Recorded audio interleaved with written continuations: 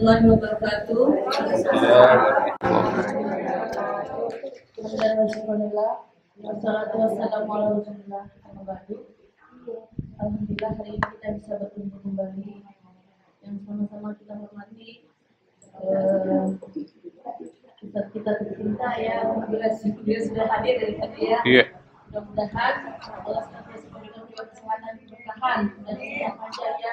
Mudah-mudahan yang sama-sama kita hormati Bu Ajedah, Ustazah Hajati Haron serta Ibu Jamaah Majelis Maghribah yang saya cintai karena Allah. Alhamdulillah di sini kita bersama-sama datang untuk menuntut ilmu. Mudah-mudahan langkah kita menuntut ilmu ini nanti bicara Allah Subhanahu wa taala sebagai amal saleh. Amin amin ya rabbal alamin. Sama-sama kita awali dengan pembacaan surat Al-Fatihah. Mudah-mudahan kajian ilmu yang akan disampaikan oleh Ustaz Putri ini bermanfaat untuk kita di dunia walaupun dunia solehah. أعوذ بالله من الشيطان الرجيم بسم الله الرحمن الرحيم الحمد لله رب العالمين الرحمن الرحيم مالك يوم الدين إياك نعبد وإياك نستعين اهدنا الصراط المستقيم صراط الذين أنعمت عليهم غير المغضوب عليهم ولا الضالين آمين. Amin ya rabbal alamin. Selanjutnya kami silakan kepada Ustaz Putri. Ibu silakan siapkan catatannya, catatannya ya. Apa dari Mas?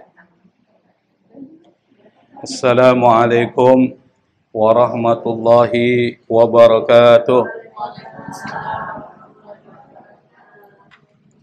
Alhamdulillah wassalatu wassalamu ala sayyidina Muhammad Rasulillah wa ala alihi wa sahbihi wa mawala wa la hawla wa la quwwata illa billah. Allahumma la sahla illa ma ja'altahu sahla wa anta taj'alu sa'ba wal hadna idza syi'ta sahla bi rahmatika arhamar rahimin. Subhanaka la ilma lana illa ma 'allamtana innaka antal alimul hakim. Rabbi shrah li sadri wa yassir li amri wahlul 'uqdatan min lisani yafqahu qawli. Amma ba'd. Jamaah Majelis Ta'lim Asy-Syifa yang dimuliakan oleh Allah Subhanahu wa taala, pada kesempatan pertemuan bulanan pengajian kita terkait dengan pengajian tafsir Al-Quran tematik, pada kesempatan kali ini kita akan masuk pada pembahasan, dan pembahasan ini pesanan dari Ustadz Husain. Jadi Ustadz Husain pesan mulu. Akhirnya saya nggak bisa nyari sendiri, dipesan terus. Hah? Saya khawatir jangan nanti Ustadz pesenan lagi.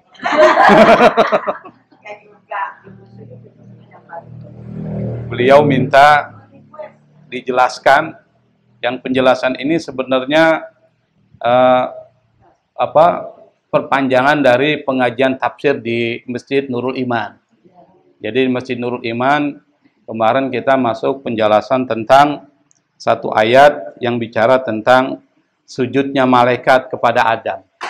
Itu kita jelaskan cuma satu ayat sampai 1 jam itu penjelasan. Nah, kemudian Ustadz Husain bilang kalau bisa sih bicara tentang tragedi buah khuldi dan turunnya Adam dan Hawa ke muka bumi serta pertemuannya gimana. Dan kira-kira apa sih pesan moral yang bisa ditarik. Jadi yang kita inginkan nanti adalah pesan moral, tapi kita awali dari cerita tentang Nabi Adam. Jadi kalau bicara Nabi Adam, itu banyak ayat-ayat Al-Quran, dari episode awal sampai episode akhir. Seperti cerita Nabi Yusuf, itu dari awal sampai akhir tuh diceritakan dalam surat Yusuf. Nabi Musa juga begitu, diceritakan dari awal sampai akhir, tapi di banyak ayat-ayat dalam surat Al-Quran. Jadi enggak satu surat. Nah, termasuk Nabi Adam alaihi salatu wassalam adalah makhluk atau manusia yang pertama yang diciptakan oleh Allah Subhanahu wa taala. Dan beliau disebut oleh Allah sebagai khalifah. Kata khalifah itu dalam bahasa Arab artinya bukan pemimpin, tapi pengganti. Khalifah itu artinya mengganti. Disebut khalifah Rasulullah, pengganti Rasul dalam memimpin urusan umat Islam. Nah, Adam alaihissalam itu disebut oleh Allah sebagai khalifah. Inni ja'ilun fil ardi khalifah. Aku akan menjadikan di bumi ini khalifah, pengganti. Berarti ada yang diganti dong, Bu, ya? Nah, yang diganti itu adalah makhluk yang bernama jin, yang pernah menempati bumi dan melakukan kerusakan-kerusakan di muka bumi dan melakukan pertumpahan darah. Jadi bumi saat itu sudah hancurlah dengan perilaku jin nih, bangsa jin.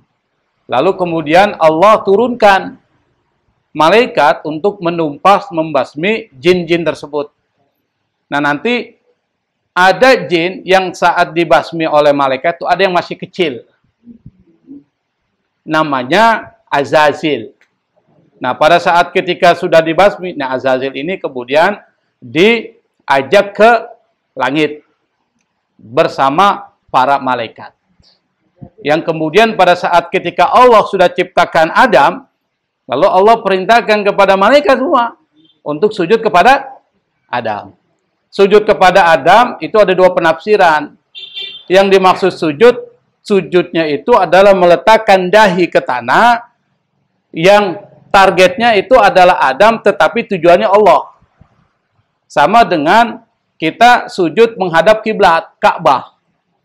Kalau kita pergi haji, sholat di sana, itu kita menghadap apa tuh? Kalau sujud berarti menghadap apa? Ka'bah. Apakah kita kemudian sujud kepada Ka'bah? Beda. Sujud kepada Ka'bah maksudnya Allah targetnya, tujuannya. Sama dengan sujudnya Nabi Yusuf kepada bapaknya pada saat ketemu di akhir. Apakah Nabi Yusuf sujud menyembah bapaknya? Bukan, namanya sujud ta'zim, penghormatan kepada bapaknya Nabi Yusuf, Yakub. Nah, malaikat disuruh oleh Allah sujud, sujudnya adalah sujud ta'zim. Sujud menghormati Adam. Semua malaikat itu sujud kepada Adam karena mereka adalah memang diprogram oleh Allah, nggak pernah maksiat ke malaikat. Nah, di antara mereka itu ada illa iblis, kecuali iblis. Kenapa disebut iblis? Karena dia putus asa dari rahmat Allah. Dan asal mulanya adalah Azazil. Namanya Azazil. Kemudian ketika Azazil ini beribadah kepada Allah, itu 80.000 tahun, Bu. Ibu berapa tahun? Hebatan iblis. Samanina alfasana. Jadi ibadah kepada Allah itu sampai 80.000 tahun. Dan dia menjadi pemimpin para malaikat-malaikat yang kerjaannya itu adalah turun dari langit pada saat malam Lailatul Qadar, minta kepada Allah. Namanya yang disebut dengan malaikat ruhaniyun. Kepalanya dulu saat itu adalah iblis. Namanya Azazil. Tapi karena dia membangkang kepada Allah, merasa dirinya lebih tinggi dari Adam, kemudian ada sifat iri hati dan dengki, akhirnya Allah laknat dia. Maka kalau disebut iblis, kita bilang laknatullah alaihi. Kenapa? Karena dari awalnya soleh, lalu kemudian akhirnya dalam keadaan buruk. Itu yang kita khawatirkan. Kita nih soleh nih, di akhirnya su'ul khatimah, naudzubillah. Jangan sampai, karena banyak terjadi orang-orang soleh matinya, meninggalnya dalam keadaan su'ul khatimah, banyak. Kalau saya cerita nggak habis nih waktunya. Banyak. Ada yang bernama Barsiso, ada yang bernama Bala'an bin Ba'uro. Itu orang-orang hebat dulu, tapi matinya dalam keadaan su'ul khatimah. Nah, pada saat ketika malaikat sujud kepada Adam karena memang ingin dijadikan oleh Allah sebagai khalifah, Allah ngajarin kepada Adam. Episode kedua adalah Allah mengajarkan kepada Adam nama-nama. Karena nggak mungkin kita mimpin sesuatu kalau nggak tahu nama-nama. Kalau karena bukan Allah mengajarkan kepada Adam, kita nggak tahu nih namanya apa nih. Kita tahu dari mana? Ya dari turun-temurun. Wa 'allama Adamal asma'a kullaha, kata Allah. Allah ajarkan kepada Adam nama-nama semuanya. Summa aradahum 'alal malaika. Kemudian setelah Allah ajarkan kepada Adam nama-nama benda, apa yang diajarkan? Segala sesuatu yang yang belum ada dan yang akan ada. Diajarkan. Makana wa ma sayakun. Misalnya yang belum ada apa? Misalnya diajarkan ini air, ini tanah, ini angin, ini laut, itu diajarkan. Bagaimana cara mengajarkannya? Kita nggak tahu caranya, tetapi teknik pembelajaran Allah lebih canggih dari kita. Bisa jadi dengan visual. Tahu visual? Pakai televisi itu besar. Kalau tanya televisi Allah lebih bagus nggak daripada kita? Wah, lebih bagus. Jadi misalnya lautan, tuh lihat tuh gambarnya Abi Adam diajarin. Itu bumi, tanah, semua diajarkan. Ini pohon, ini apa diajarkan, termasuk sendok diajar itu namanya. Kalau kita nggak diajarkan namanya, kita bingung namanya apa nih? Diajarkan semua. Dan apa yang akan terjadi? Pada zaman dulu kan nggak ada HP tuh. Ada namanya HP. Diajarkan semua itu. Di dalam tafsir dijelaskan begitu. Nah, karena Adam ini diajarkan oleh Allah, maka Adam ini dipersiapkan untuk menjadi khalifah. Jadi perlu ilmu pengetahuan. Kalau kita ingin jadi pemimpin harus ada ilmunya. Kalau nggak ada ilmunya gimana cara memimpin? Susah. Harus ada ilmunya. Maksudnya gitu. Betul. Nah, setelah Nabi Adam diajarkan oleh Allah Subhanahu wa taala. Adam ini kan tinggal di surga. Tinggal di surga. Iblis pun masih di surga. Belum disuruh turun tuh. Ketika Nabi Adam di surga, dia merasa sepi.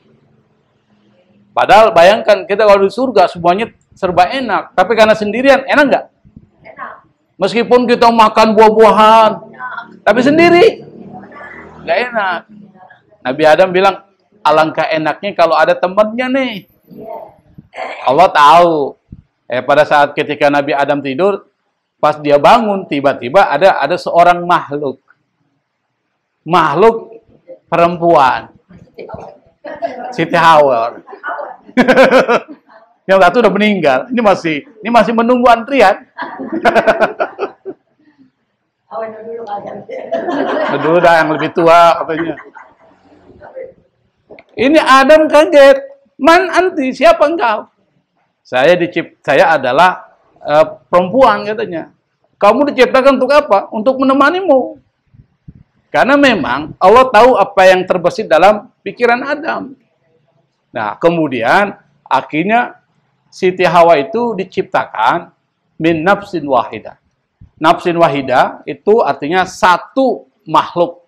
Para mufasir, ahli tafsir mengatakan itu Adam. Kalau ditanya bagaimana cara penciptaannya Hawa? Yaitu melalui tulang rusuk Nabi Adam. Itu penafsiran. Makanya ada satu hadis Nabi Muhammad SAW, istausu bin nisa fa innal mar'ata khuliqat min dila. Kata Nabi, hendaklah engkau memberikan nasihat kepada perempuan. Kenapa? Karena perempuan itu kata Nabi khuliqat min dila, diciptakan dari tulang rusuk Adam. Itu pertama. Ada yang mengatakan memang benar tulang rusuk. Tulang rusuknya ada 12, Bu. Kata penafsiran lain terhadap hadis, itu bukan maksudnya dari tulang rusuk. Kalau memang dari tulang rusuk Adam satu diambil, berarti tinggal 11 dong. Begitu kan?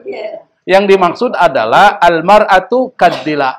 Perempuan itu seperti tulang rusuk. In aqamtaha kasartaha, kata Nabi. Kalau engkau meluruskannya, engkau mematahkannya. Makanya perlu hati-hati. Artinya kalau nasihatin perempuan tuh hati-hati. Jangan dengan suara keras. Kalau keras, kabur dia. Susah. Kalau orang bilang, susah dibilanginnya. Susah dibilang. Biasanya begitu. Kira-kira ngalamin gitu nggak, Bu? Nggak juga. Nggak juga ya. Nah, ini kan ceritanya begitu. Nanti kita ambil hikmahnya. Nah, pada saat ketika Nabi Adam bangun dari tidurnya, dia kaget ada perempuan. Lalu Nabi Adam memberikan nama. Jadi yang kasih nama istrinya siapa? Adam. Diberi nama Hawa. Jadi bukan Hawa, Hawa. Ha, wau, ada tasdidnya, ada alif, ada hamzah. Bukan pakai ha. Kalau hawa nafsu. Hawa pakai ha. Itu artinya diciptakan dari kehidupan. Hawa itu kata hayyun. Hayyun itu hidup. Ahya, hayyun. Ahya itu orang yang hidup. Hayyun, hidup. Allah disebut dengan hayyun, maha hidup. Jadi kata hawa itu berangkat dari kehidupan. Maka disebut dengan udara, hawa. Hawa itu. Kalau Siti itu dari Sayyidati. Disingkat Siti dari Sayyidati. Sayyidah itu artinya panggilan kepada orang penghormatan, Sayyidah. Kalau laki-lakinya Sayyidi, maka disebut dengan Sidi. Laki-laki perempuannya Siti. Sayyid, iya tuan. Sayyid itu ucapan untuk penghormatan kepada orang. Misalnya Sayyidi ya Rasulullah. Sayyid. Itu artinya dari kata sada ya sudu, itu artinya bisa dikatakan orang yang mempunyai posisi yang terhormat, disebut dengan Sayyid. Maka ada yang disebut dengan Sidi Ghazalba, nama orang. Itu dari Sayyid, Sayyidi Ghazalba. Nah, ketika Siti Hawa sudah ada, lalu kemudian Allah menikahkan. Makanya salah satu syariat yang pertama adalah pernikahan. Allah nikahkan antara Adam dengan Siti Hawa. Nah, pada saat ketika sudah dinikahkan, lalu kemudian Adam ingin mendekati Hawa. Hawa menolak. Dia nggak mau disentuh. Adam bingung. Ini maksudnya apa nih? Siti Hawa nggak mau disentuh kecuali kalau membayar mahar. Oh, jadi mahar itu sudah ada pada saat zaman Nabi Adam. Pada saat di surga ini. Surga. Adam bingung. Maharnya apa? Dikumpulkanlah emas permata yang ada di surga. Siti Hawa nggak mau. Kalau ibu-ibu mau kan? Intan, emas, permata. Siti Hawa nggak mau. Lalu dikumpulkan lagi yang lain. Siti Hawa juga nggak mau. Bingung Nabi Adam. Akhirnya ditanya sama Allah, ya Allah, kira-kira apa sih maunya Hawa itu? Apa? Kau ucapkan Allahumma sholli ala Sayyidina Muhammad wa ala ali Sayyidina. Salawat. Padahal Nabi belum ada. Belum diciptakan. Maksudnya Nabi itu belum ada seperti bentuk manusia. Akhirnya kemudian Siti Hawa diberikan maharnya salawat. Baru Siti Hawa menerima. Jadi terima. Makanya kalau ditanya siapa sih yang pertama kali diciptakan Allah, jawabannya adalah Nur Muhammad. Bukan Adam, Nur Muhammad. Nah, dari Nur Muhammad ini Allah ciptakan semuanya. Alam semesta diciptakan. Termasuk planet-planet, bintang-bintang, bulan-bulan, itu diciptakan oleh Allah. Karena apa? Nabi Muhammad SAW. Dan diciptakannya manusia. Maka Nabi pernah mengatakan, ketika ditanya oleh sahabat Nabi yang bernama Jabir bin Abdullah, ya Rasul, akhbirni an awwali syai'in khalaqallahu qabla al-asya. Ya Rasul, beritahukan ke saya siapa yang pertama kali diciptakan sebelum segala sesuatu ini ada. Alam semesta ini ada. Apa kata Nabi? Ya Jabir, innallaha khalaqa qabla al-asya nura nabiyika Muhammad sallallahu alaihi wasallam. Wahai Jabir, Allah sungguh menciptakan sebelum alam semesta ini ada, yang diciptakan adalah nur dari nurnya Allah Subhanahu wa ta'ala. Makanya pada saat ketika Nabi Adam melakukan kesalahan, nanti kita ceritain ini, Bu. Nabi Adam kan minta sama Allah supaya dimaafkan. Lalu kemudian ketika dia minta sama Allah, dia bilang, ya Allah, bihaqqi Muhammadin, dengan keberadaan Muhammad, ampunilah aku. Apa kata Allah? Ya Adam, kaifa ta'rifu Muhammadan walam akhluqhu, kata Allah kepada Nabi Adam. Ini cerita dalam hadis. Wahai Adam, bagaimana engkau tahu Muhammad padahal aku belum ciptakan? Nah, Nabi Adam itu ditanya sama Allah. Apa kata Adam? Ya Allah, ini kita bahasa Indonesianya. Pada saat engkau menciptakan aku dengan tanganmu, kan Nabi Adam diciptakan oleh Allah dengan tangannya Allah. Kemudian wa nafakhta fi min ruhik, dan engkau meniupkan ruhmu kepada ruhku. Makanya manusia ini adalah gambaran Tuhan. Innallaha khalaqa Adam ala surati. Allah menciptakan Adam berdasarkan gambarnya Tuhan. Maka di dalam diri kita itu ada dimensi ketuhanan sebenarnya. Kalau kita bagus nih, nggak ada salahnya kita bisa masuk ke alam ketuhanan yang disebut malakut itu. Soleh. Maka dekat dengan Allah. Allah minta, Allah kasih. Seperti Siti Maryam. Kalau dalam agama Kristen disebut dengan Maria, Bunda Maria. Itu Siti Maryam. Itu dekat sama Allah. Allah cinta sama dia. Kenapa? Nggak ada dosanya. Dekat. Dia masuk ke alam yang disebut dengan alam ketuhanan. Maka apapun yang dia minta Allah kasih. Karena dekat. Kalau kita banyak penghalangnya, apa? Maksiatnya banyak. Dosanya banyak, jadi susah. Mau doa kok Allah nggak kabulin sih? Dosa inti banyak banget. Itu penghalang. Maka kalau dikabulkan, makanan yang halal, pakaian yang halal, semua yang halal. Yang halal. Tidak boleh ada yang haram. Makanya orang kalau masih bersih, itu doanya dikabulkan oleh Allah. Biasanya ada orang-orang yang mu'alaf tuh, kan dihapus tuh dosanya sama Allah. Di doa situ tuh, itu Allah kabulin langsung tuh. Kenapa? Bersih. Masih keluar, masih orang bilang masih fresh, masih seger gitu, from the oven. Nah, lalu kemudian kata Nabi Adam, pada saat engkau ciptakan aku dan kau tiupkan rohmu kepadaku, farafa'tu ra'si, aku kemudian mengangkat kepalaku. Kata siapa? Adam. Ketika aku angkat kepalaku, fara'aitu ala qaimatil ars maktuban la ilaha illallah Muhammad Rasulullah. Kata Nabi Adam, saya lihat di tiang aras istananya Allah, itu tertulis kalimat la ilaha illallah Muhammad Rasulullah. Tidak ada Tuhan selain Allah, Muhammad utusan Allah.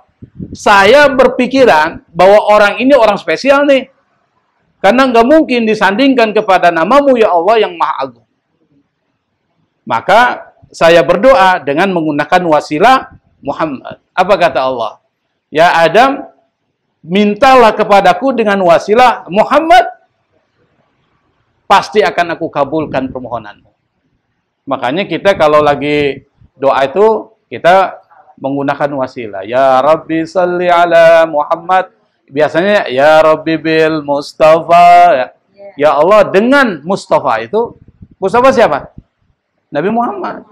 Ya Rabbi bil Mustafa baligh maqasidana. Sampaikan maksud dan tujuan kami. Jadi menggunakan wasilah Nabi Muhammad.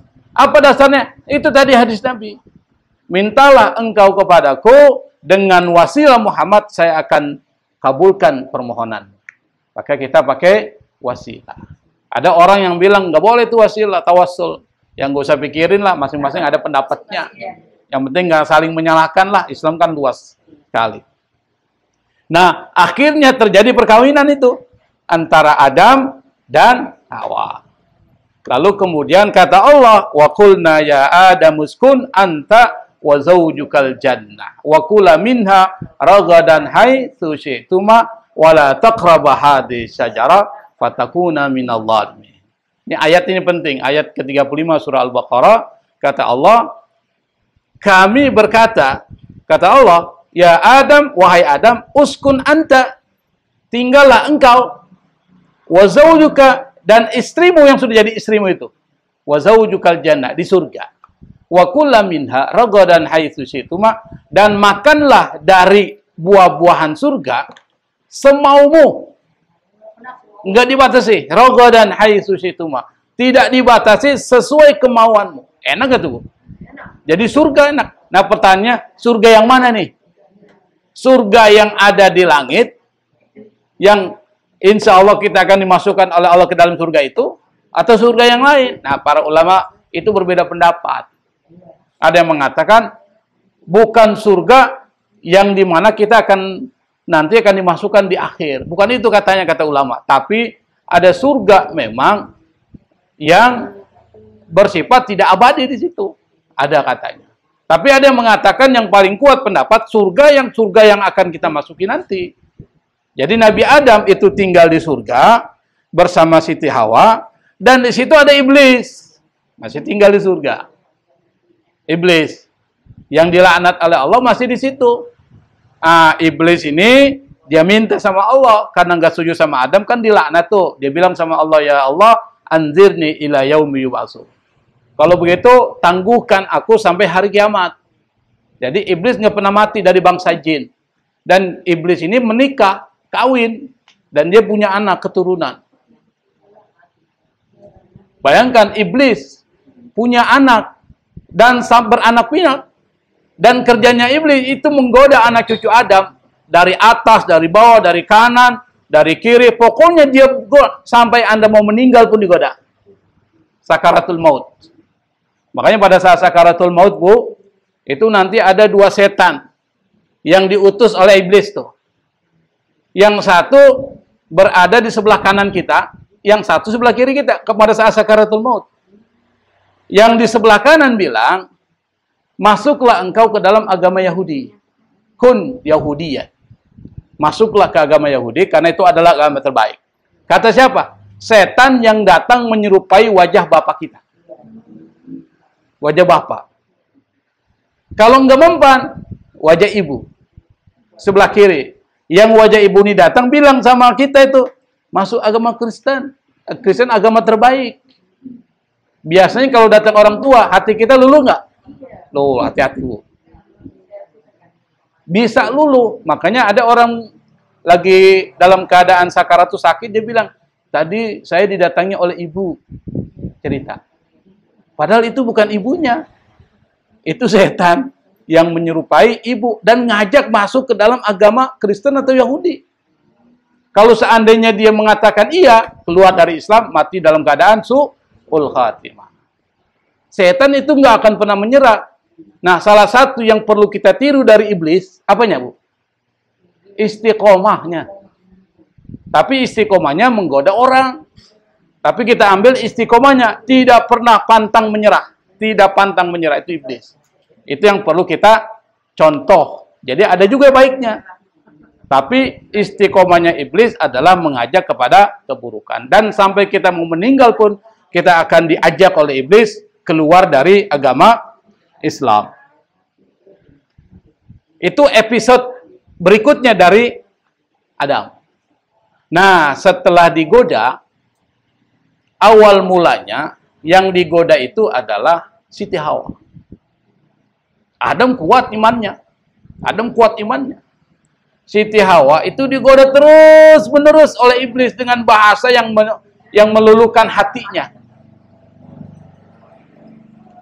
Bagaimana cara bentuk penggodaannya? Itu dengan bisikan. Jadi bukan menggoda langsung, bukan iblis menampakkan wajahnya kepada Siti Hawa, tapi dalam bentuk ular.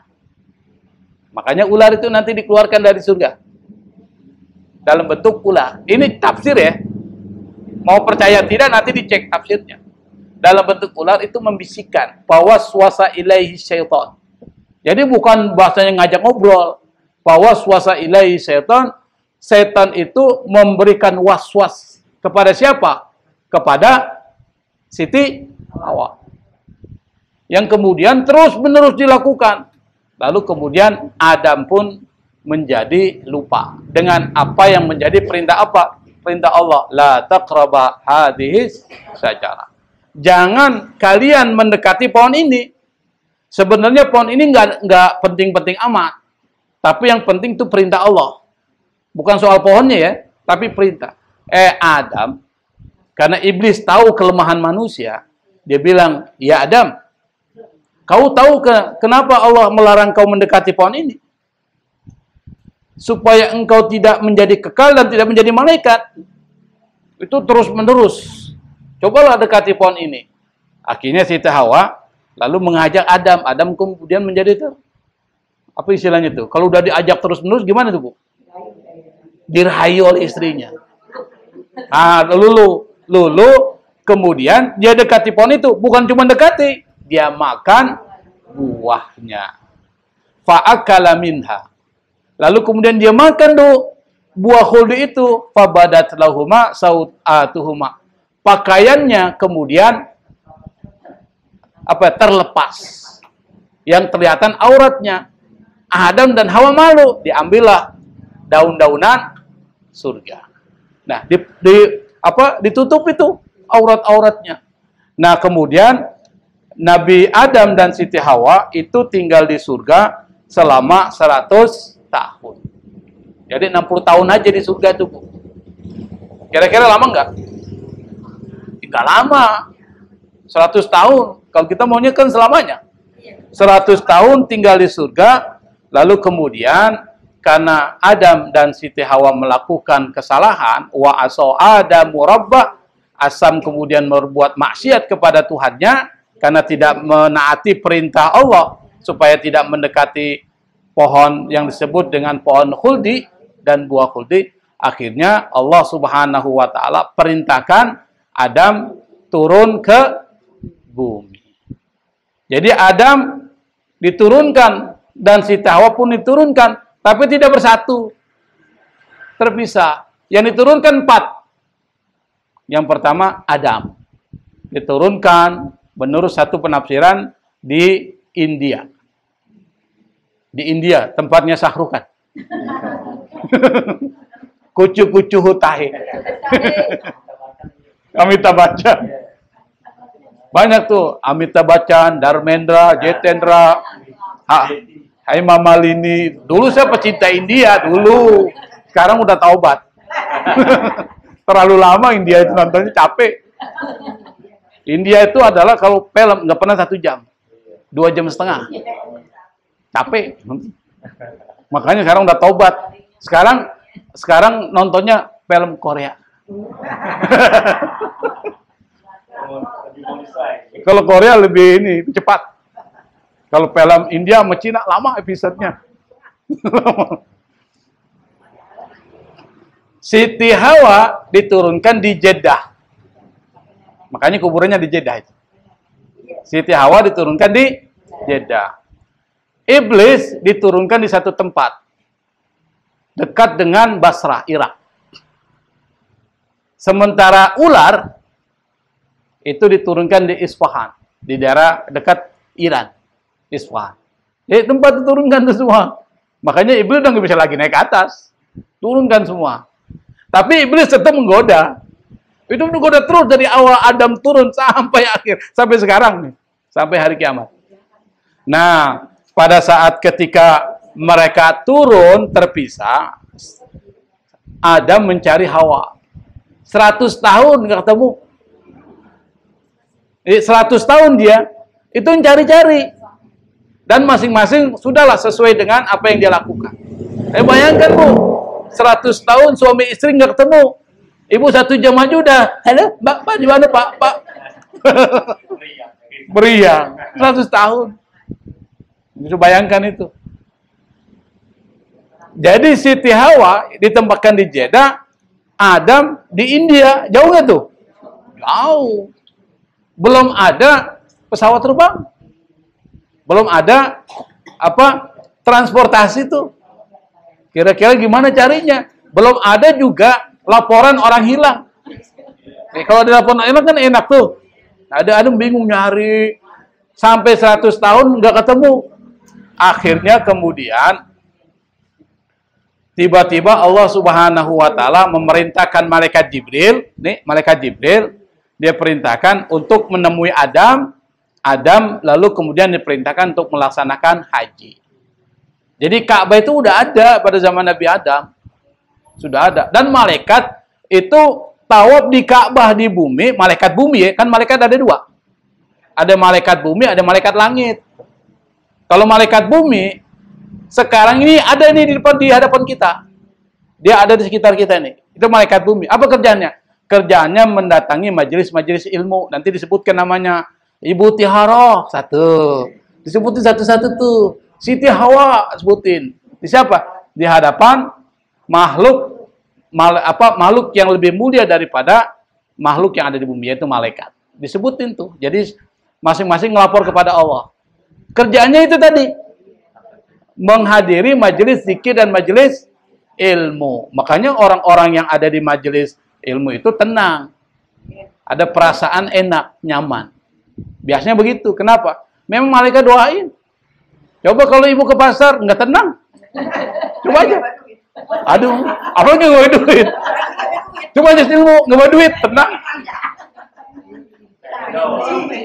Utangnya lupa kan? Masalah lupa semua.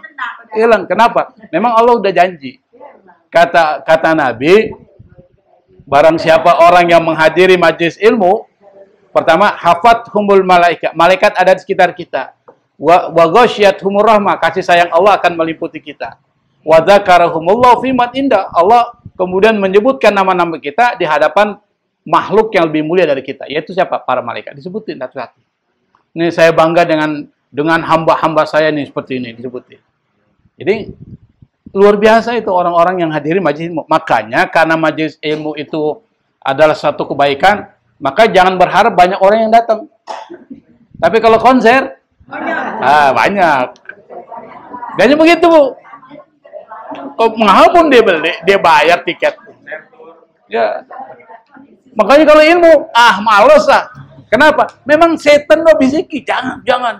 Nggak enak di situ, gatel katanya. Itu memang dibisiki. Tapi kalau orang yang kuat, jalan terus. Nah, itu sudah yang disebut dengan pilihan Allah Subhanahu wa Ta'ala. Makanya jangan berpikir, kenapa kok majelis kita nggak banyak-banyak? Memang begitu. Kebaikan jarang yang ikuti. Tapi kalau yang disebut keburukan, sampai malamnya begadang gue diterusin. Main kartu, cobalah suami-suami main kartu tuh. Udah jam 10, wah belum, baru jam 10. Masih pagi katanya. Udah jam 2 malam, belum subuh, begitu. Jadi bahasanya ada aja yang keluar. Nah, Nabi Adam itu diperintahkan untuk haji ke Baitullah. Nabi Adam melakukan perjalanan kaki, Bu, jalan darat. Tapi ingat, Nabi Adam tingginya berapa meter? Berapa? Tingginya 30 meter. Tinggi Nabi Adam 30 meter. Lebarnya 3 meter. Jadi nggak capek. Loh kalau kita sedengkulnya, sebetisnya Nabi Adam. Jalan capek. Rembolong aja capek. 30 meter. Ini berapa meter nih? Ini paling 3 meter. 3 meter aja udah tinggi ya. Nah ini 30 meter. Itu dalam hadis Nabi disebutkan, Nabi Adam umurnya ada yang mengatakan 940, ada yang mengatakan 1040. 1040 tahun. Dan tingginya 30 meter. Lebarnya 3 meter. Ini berapa meter nih? 4 meter. Ini 4 meter. Segini lah. 3 meter. Gede banget tuh. Tapi kemudian anak cucu Adam mengalami penyurutan. Nah, inilah hasil penyurutan yang terakhir kita ini. Surut. 1 meter 30, 40, 50. Semakin mengecil dan menyurut. Dan umurnya semakin pendek. 60, 70 tahun.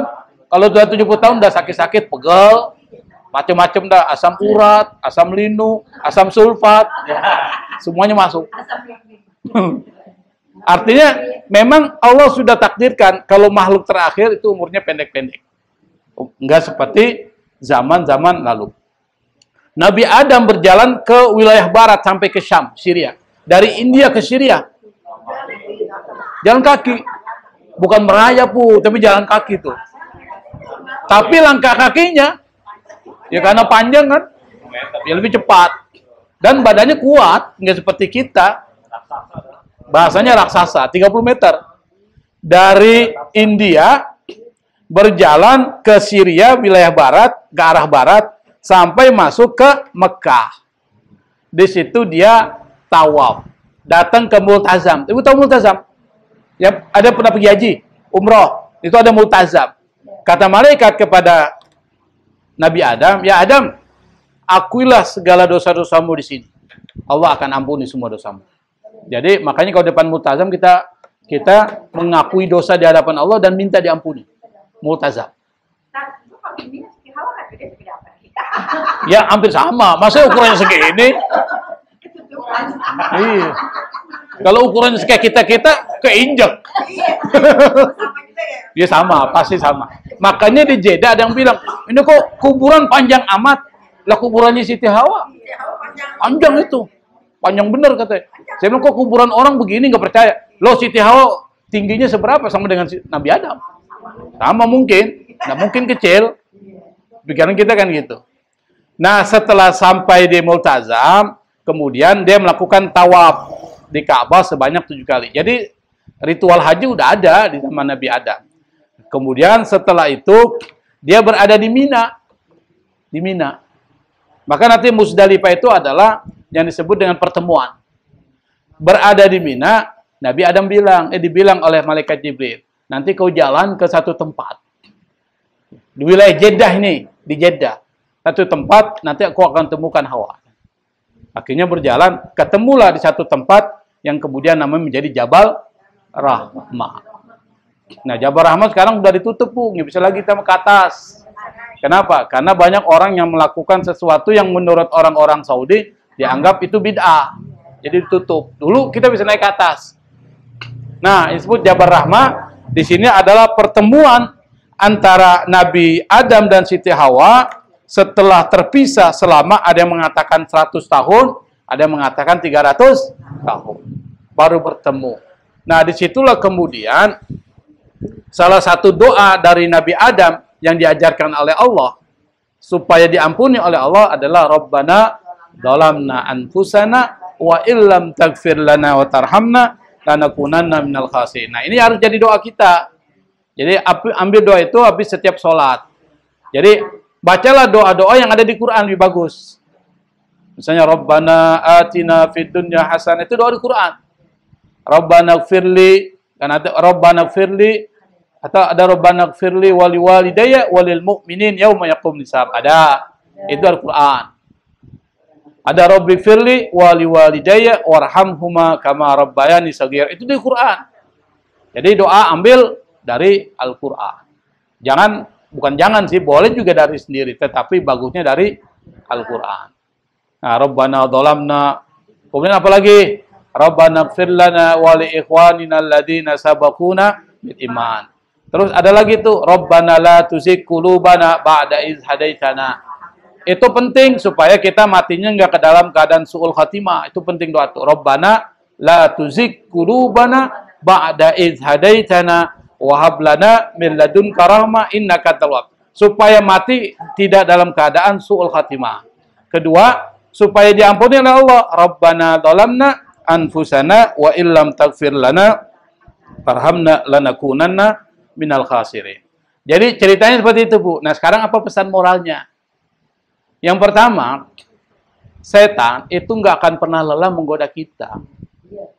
Makanya harus kita kenali siapa itu setan, apa tipu dayanya. Jangan sampai terperangkap. Kenapa? Allah sudah ingatkan Adam. Jangan sampai kau terpengaruh oleh setan. Mereka ini yang mengeluarkan kalian berdua dari surga, itu setan dibilang. Makanya jadikan setan sebagai aduun mubin, musuhmu, dan suruh Allah. Jadi Allah suruh jadikan setan sebagai musuhmu, maka kita kenali apa tuh tipu dayanya. Kalau ada orang ngajak kepada keburukan, jangan ikut tipu. Itu setan tuh. Atau ingin melakukan kejahatan-kejahatan, fawaswasa ilayya setan. Wah, setan tuh membisiki. Kan dalam hati kita tuh dibisiki. Kesana aja tuh, kesana. Kan aja begitu ya. Di sana tuh enak tuh, jangan ke pengajian tuh. Oh ya. Dibisik-bisiki. Ya begitu. Ini nggak ada orang tuh, ada benda tuh. Ambil aja, nggak ada yang lihat tuh. Dibisiki tuh, Bu. Nah, kita harus ingat, setan tuh. Harus kenali. Kalau ada yang begitu, setan udah bisikin. Halus dia nggak langsung. Kemudian kalau kita tidur tuh, udah sholat subuh masih ada subuh yang lain. Bablas. Memang begitu. Tapi kalau kita ingat setan, langsung bangun. Wah, setan ini kurang ajar, setan ini.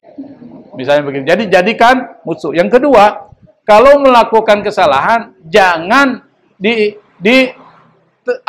terus menerus tobat kepada Allah. Meskipun itu kesalahan kecil, dosa kecil, istighfar minta ampun kepada Allah. Jadi ada dosa kecil, ada dosa besar, Bu.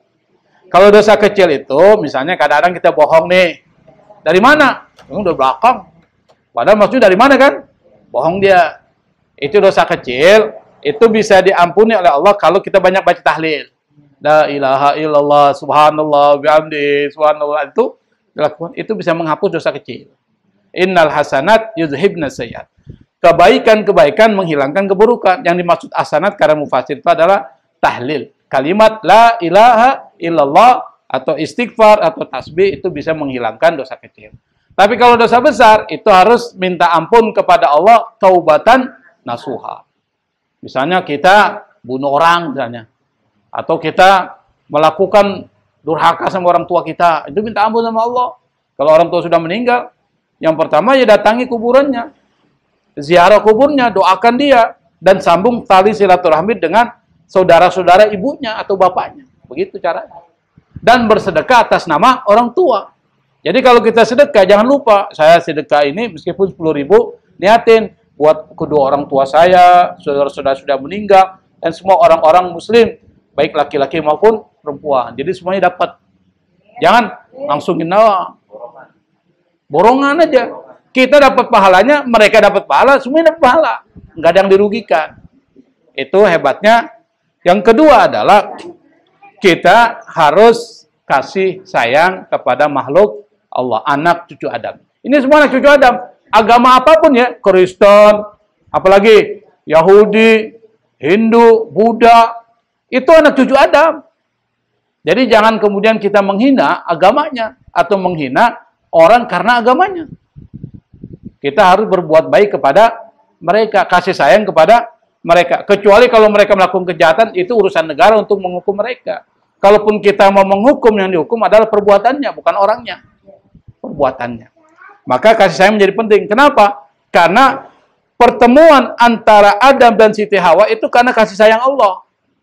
Kalau Allah nggak kasih sayang kepada Adam dan Siti Hawa, mereka nggak akan pernah ketemu. Kita nggak ada, Bu. Nggak ada kita ini. Apanya? Awalnya tetap ada. Hawinya doang.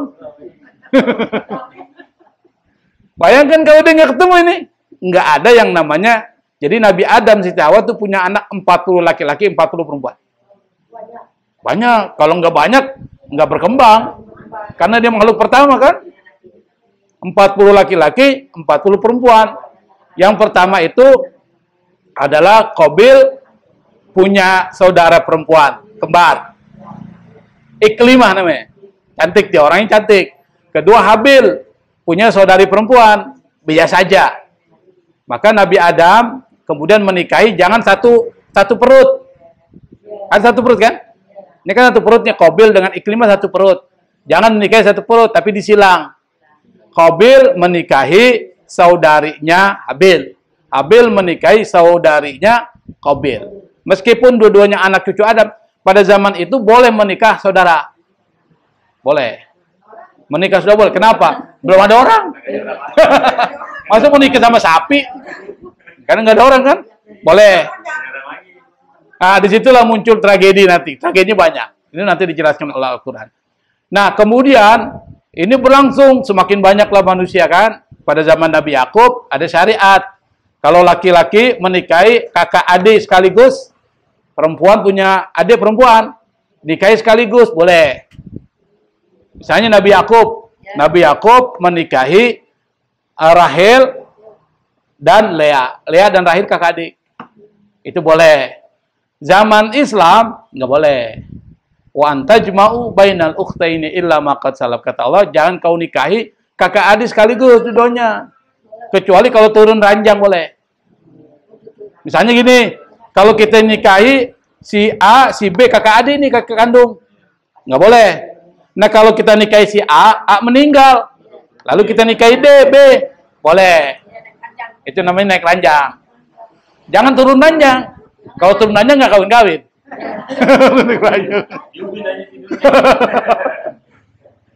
Itu boleh.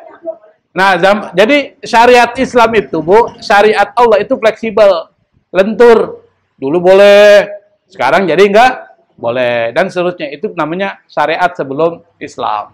Nah, syariat seperti itu sudah diharamkan, kita nggak boleh lagi ngelakuin. Nah, oleh karena itu maka pesan moral yang pertama adalah kita harus mengenali tipu daya setan, jangan sampai kita ikut mereka. Yang kedua, kalau melakukan kesalahan jangan lupa langsung segera taubat sama Allah. Jangan sampai kita mati dalam keadaan belum taubat. Yang ketiga, kita harus tebarkan kasih sayang dimanapun kepada umat manusia karena kita bersaudara, anak cucu Adam, apapun agamanya, apapun kelompok etniknya, nggak penting.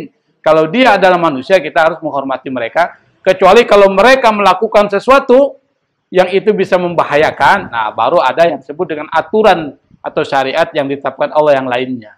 Saya pikir itu Bu ya, kalau jam 11 lewat ya.